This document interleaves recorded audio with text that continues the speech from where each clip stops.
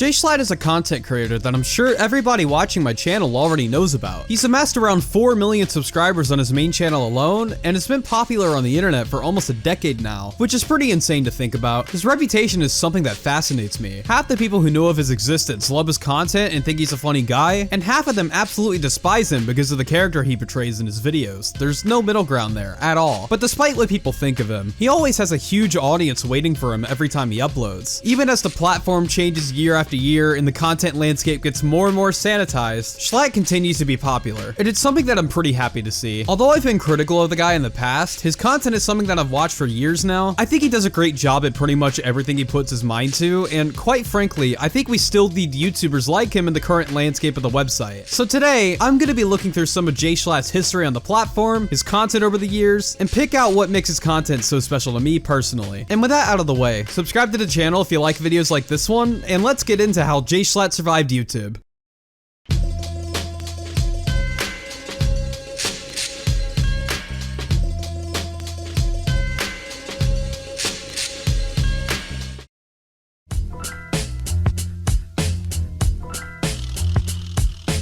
Jschlatt's first YouTube channel, J Schlatt, would be created in 2013, with the first few publicly available videos being published a year later. At the time, he was making one of the most dated forms of content I've ever seen on the website, MLG videos. Now, I did not watch pretty much any of these while researching this, and I don't think I really need to be honest. I can't imagine that these will be much different than any other montage parody channel from that time period, and I doubt that MLG Old Spice or Radical.mp4 is the content that people want to hear me talk about, although maybe I'm wrong. Comment down below if you're the one Jschlatt fan that would rather me talk about this stuff. I'm sure you exist somewhere. Now, where I find that his content started to get interesting was with his video essays, or should I say bite-sized video essays, as most of these are really short. From what I could tell, the first one he made was the video What's Out There in December 2016, and this is when we would see Jschlatt's real potential for content creation. Although his videos would obviously get better from here, this first one is still great. It's well written, he doesn't sound bored throughout the entire thing, and the editing still holds up to modern standards. The only thing that really dates this video is the incredibly short length of it, as this is something that only could have survived in that era of YouTube. And this would be the standard moving forward for the majority of his content. The most notable videos from this time period are his Black Mirror video, his OK Computer series, and his Open TTT videos. These were all great, especially the OK Computer ones, although I have a pretty big bias here since I love that album. Not everything went to plan, of course. Jschlatt would get his channel terminated without any warning in late 2017. Not a single strike, warning, age restriction, or even an email was given to him. YouTube just decided randomly that it was his time to go, and this doesn't really shock me. YouTube systems have messed up and screwed over so many creators for years now, and even 7 years after this happened, incidents like this are still happening. In fact, they probably happen more often now. It's a subject that I can make a whole video about, as people who rely on YouTube for their income seem to get their livelihood taken away from them in an instant, and only someone with a large audience reaching out to YouTube could truly help them. But thankfully, Jschlatt got his channel back. The rare conclusion, truly. After this point, he would release some of his most viewed videos to date, with the most acclaimed one by far being a tribute to Minecraft. This is my personal favorite video of his, and has pretty much everything that made his content great early on. Well, except for one dark spot named Arliss Finch, but we won't get into that. It's pretty much a perfect explanation as to why people used to love the game early on, and what made it special, which is why the video ended up doing so well at the time. This video has been credited as one of the launching points for Minecraft having its second peak of relevancy, and while I question this statement, as there were a variety of factors to the game's resurgence, like nostalgia, new updates, etc., I can't deny that the video was a pretty influential piece of work, and probably got a significant chunk of people to think about and even return to the game again. And with this video, and a potentially working formula, Jschlatt would end up making 2 more videos in this style. One was on Roller Coaster Tycoon, and one was on Mario Kart. I never played Roller Coaster Tycoon, so I don't really connect with this one, but Mario Kart was a completely different story. I've played just about every game in the series, with the exception of Super Circuit. It's one of the game series that I left out in my gaming nostalgia video a year ago, though it was pretty hard for me to do so. I have such a big connection to it, and without getting too much into it as to not sidetrack this video, Jschlatt's video perfectly encapsulates what it was like for many people playing those games when we were younger, and I cannot appreciate this enough. These other videos in the series wouldn't perform as well as the Minecraft one, but his fanbase still appreciated them, which is all you can really ask for as a content creator. After this point, he started to experiment more and more with his content, and he'd slowly start to develop the J Schlatt persona content that everyone learned to love in the next year or so. He would test the waters with a few OpenTTD videos where his edgy side would start to come out a little bit, but where he was really able to shine was in March 2019 when he was invited to SMP Live.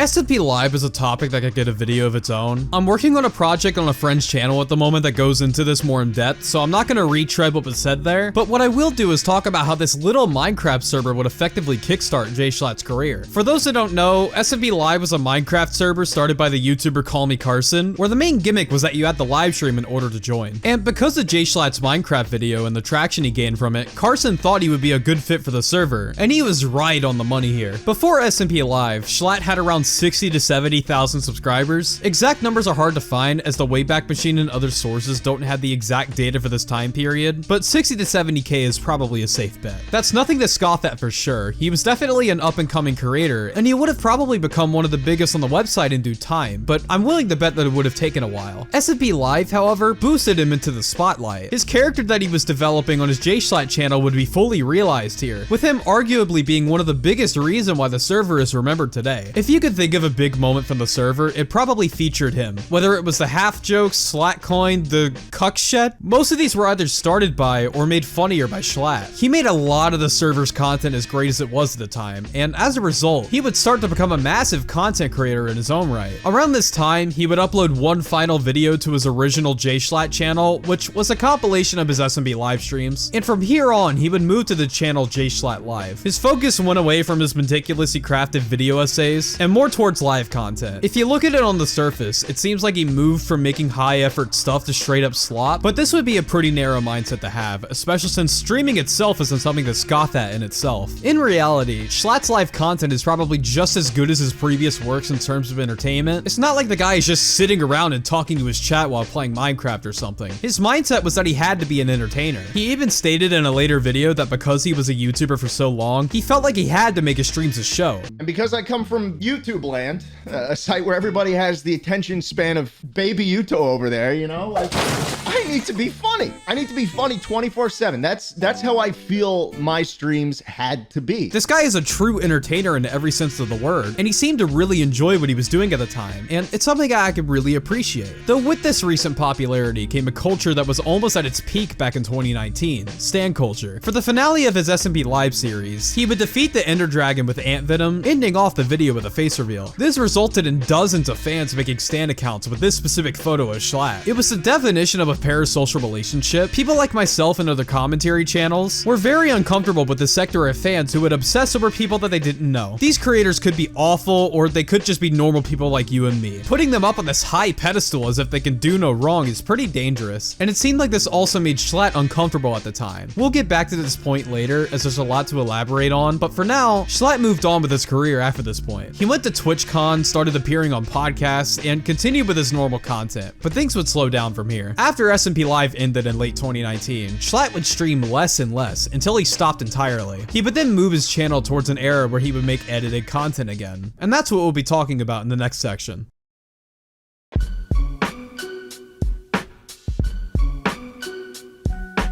2020 was a unique era for content creation in general. Since COVID had everyone locked inside their homes, the viewership of many YouTubers ended up doubling as a result. Certain genres ended up completely rebounding and having a second peak on the website, such as Minecraft. Hell, you couldn't go anywhere without seeing a dream video in your recommended tab. And with this fact, you'd expect someone who does content creation for a living to pick up on this and figure out how to grow his audience more. But that wasn't Jschlatt's plan. He was tired of doing the thing that made him popular up until that point, which was live streaming. He felt completely burnt out, so he decided to just record his gaming sessions and make edited videos out of them. He'd make videos about Wii Sports, Five Nights at Freddy's, Slender, etc. He'd literally just make content about whatever he wanted without really worrying about how the YouTube algorithm would treat his videos. Now, it wasn't really much of a risk for him at the time, mind you. He was essentially a gaming creator at this time after all, but it was still a refreshing attitude coming from someone who did YouTube as a job instead of a hobby. And how did this pan out for him? Well, he gained millions of views per video, of course. And performance aside, these his videos were genuinely really enjoyable to watch. There's a reason that Jschlatt continued to get success. It seems like he was decent at pretty much anything he put his mind to in terms of YouTube. I prefer these any day to his SMP Live era. While I enjoy the bits he did with other creators, it seems like he was trying way harder on these newer videos to be entertaining. Either that, or maybe he was just having more fun, I don't know. Jschlatt would have his highest peak in this year when he joined the Dream SMP server, which was constantly breaking Twitch viewer count records at the time due to streamers like Tommy Innit or Technoblade. But this server would also attract some unsavory people, to say the least. In the last section, I mentioned how Jschlatt had to deal with stan culture and people putting their profile pics to the one picture of himself he had online at that point. This was definitely a plague at the time, but with Dream's audience growing as big as it had, the problem was getting worse and worse. I actually made a video about this during 2021 if you're curious, albeit it's not my best work by a long shot. These people would start to attach themselves to pretty much anyone who was featured in Dream's server, and would hold them to such a high standard that any action that stepped out of line would be highly criticized. I saw someone called Dream problematic back in the day because he included quote-unquote tribal music in one of his videos. These guys would go after literally anything. So when Jschlatt joined the server, someone who had an edgy character was a gun-loving Republican. Let's just say that things got messy. Thousands of rabid stans attacked the guy and did it for pretty much any little thing he did. It didn't seem to deter him though. In fact, he pretty much doubled down on everything he was doing. For a period, he would never address these people directly. He would make jokes about them here and there, but he'd never respond to the dumb critiques that got thrown at him every day. And honestly, that was a smart choice, especially if you know what happened to people like Dream later in his career. But this would sort of change by the end of the year. This is where we have to introduce his side channel, the Weekly Slap. This channel is basically where Jschlatt answers viewer submitted questions about their own lives and gives them advice essentially. It's the most personal we'd ever see him, and it feels pretty different than pretty much anything else he's ever done on the internet. But how it's relevant to this section is the final video he posted in 2020, simply titled Goodbye for Now. The first half of the video essentially talks about why he slowed down on producing content for the channel, but the second half is where things get pretty interesting. He starts to talk about parasociality and the strong relationship that fans form with content creators. He doesn't mention stans in this video at all, but let's be real here. That's most likely what he was referencing. And he says one of the most open and honest things I've ever heard from a content creator. It's like, it should be pretty clear to you guys that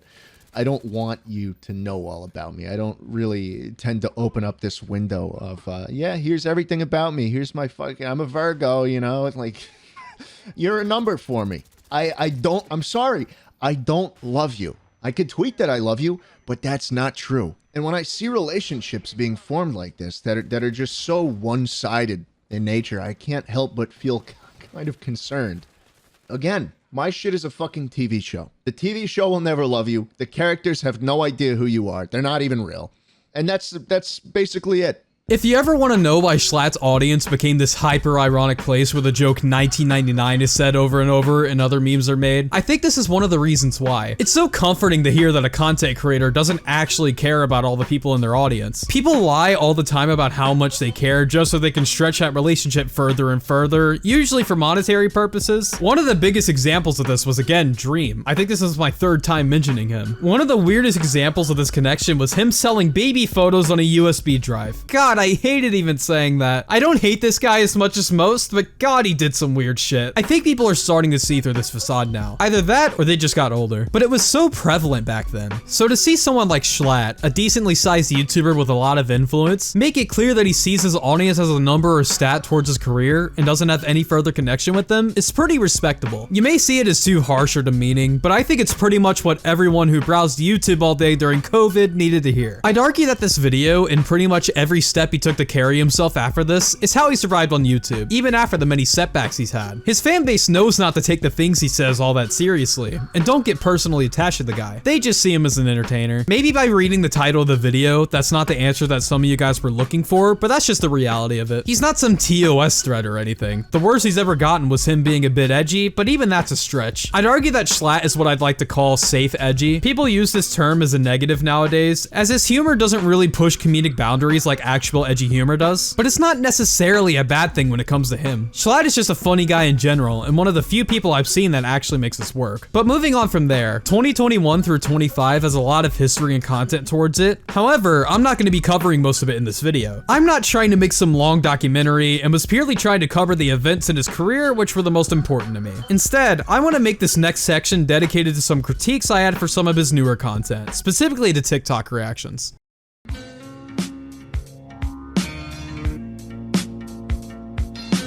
Something that's taken over Jschlatt's content on his live channel for the past few years is reaction content. Sometimes it would be reacting to bedrooms, PC setups, other weird stuff that his fanbase would be up to, and this would be completely fine, since most of this stuff would be sent by his audience for him to look at. It was intended for his reaction, and usually he gives decent enough commentary to make it interesting. But his TikTok reactions are a different story entirely. I'll start with the most glaring flaw with them. There's no credit to any of the videos that he watches. I'm not gonna pretend that these TikToks he's reacting to are high art, but if someone thinks, hey, this creator is pretty interesting, I might want to check out more of what they make. Those links would be pretty helpful. To be fair to Jschlatt, he or the people working with him could just be getting these from places like a subreddit for submissions. But I'd argue that it's not much of an excuse for this. Not including the links basically makes it so that you're profiting off of someone else's work without much in return for them. So it's definitely something to note for the future if he ever returns to this. But now I want to get into the actual content. These TikTok reaction videos are absolute slop. There's no way around it. Sometimes he'll add something to what he's watching and make it his own, I'll admit that. But half the time, he'll either just repeat what happened in the video or just laugh at them. With these clips, the enjoyment of them essentially comes from the TikToks and not Jschlatt himself. And I think that's a pretty lazy way of making content. I still hold my view that I don't think slop is ruining YouTube. If people are trying to get their money by making lazier content, I don't really have an issue with that inherently. But that also doesn't mean that these creators are immune to criticism, and I think I should have explained that better in my previous videos. In my opinion, I think that this format made for Jschlatt's least interesting content by far, and nothing even really comes close. It just feels like he wasn't trying, it was just making these to get views. And again, that's fine, I don't have a problem with just doing videos for views, but I won't be watching those. It's not for me, and it probably never will be. But I will say that he's done different React formats, and these are way better. I mentioned this earlier, but to reiterate, he'd make videos reacting to PC setups, bedrooms, presentations, and all sorts of stuff. These were all sent by his fanbase specifically for him to watch, usually by the individuals who recorded them. So it basically eliminates the main issue with the TikTok content, crediting. He also usually has a lot more to say in these videos about whatever goes on, and while I can still admit that this is also lazy content, there's not nearly as many issues with this as with the TikTok stuff. I basically think it wouldn't be worth my time to criticize those videos. It's not for me, and that's all I can really say about these. I will say this though, I wish Jschlatt was more creative with his content. He's made videos where he goes out of his comfort zone every now and then, and I appreciate those, but I feel like there's not enough of those. Though I can definitely understand if it's a situation where he has a lack of ideas. I mean, look at my upload schedule. I can definitely relate to that, and I'm just a commentary channel. All I have to talk about is drama. I bet he has it worse than I do. But that's pretty much all I have to say for this section. Moving on.